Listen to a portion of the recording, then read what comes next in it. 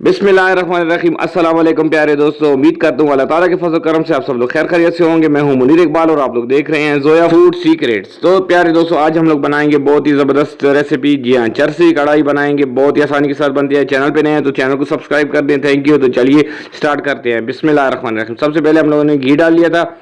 घी 1 cup डाला था। अदरक और लहसुन का पेस्ट इसको डाल के तकरीबन 2 से 3 मिनट तक इसको सोटे करेंगे। ये देखें, इस तरीके से 2 से 3 मिनट तक सोटे करके उसके बाद हम लोग इसमें गोश्त डालेंगे। गोश्त हम लोग आधा किलो लिया है, बकरे का गोश्त है, फ्रेश गोश्त। तकरीबन 5 से 6 मिनट तक घी के अंदर फ्राई करेंगे जब तक कि इसका कलर चेंज नहीं होता है। तो यहाँ पे 1 टेबल स्पून हम लोग ने काली मिर्च और नमक हस्ब जाएगा डाल के तकरीबन 4 से 5 अदद टमाटर छिलका उतार के डालने हैं। हरी मिर्च 4 से 5 अदद वो डाल के 1 गिलास पानी का डालना है। सही है। और वीडियो कंप्लीट देखने के लिए प्लीज़ चैनल को सब्सक्राइब कर दें, थैंक यू। इसके साथ ही रमज़ान के हिसाब से अच्छी अच्छी रेसिपीज़ मेरे चैनल पे अवेलेबल हैं, तो चैनल को सब्सक्राइब कर दें, थैंक यू।